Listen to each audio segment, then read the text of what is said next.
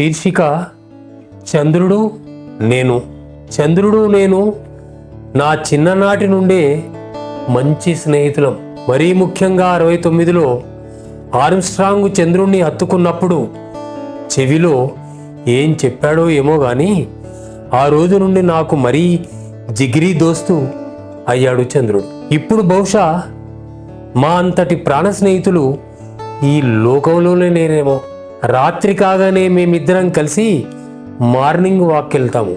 చంద్రుడు నిండుగా ముస్తాబైన రోజు మా తూర్పు వాకిట నిల్చొని నన్ను రమ్మని పిలుస్తుంటాడు.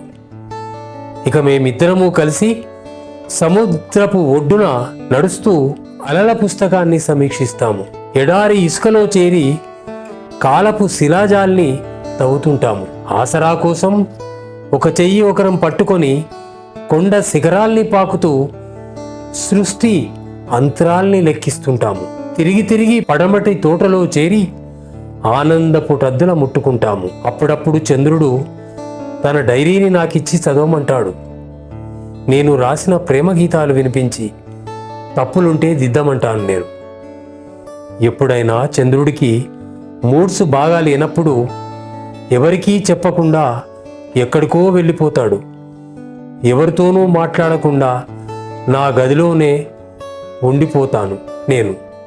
అది సరే గాని చంద్రుడు తాను అమృత వేదినని ప్రత్యేకంగా నాకు చెప్పాలా? నేను రుజాగ్రస్తున్నవుతున్నానని అతడికి మాత్రం తెలీదా ఏం?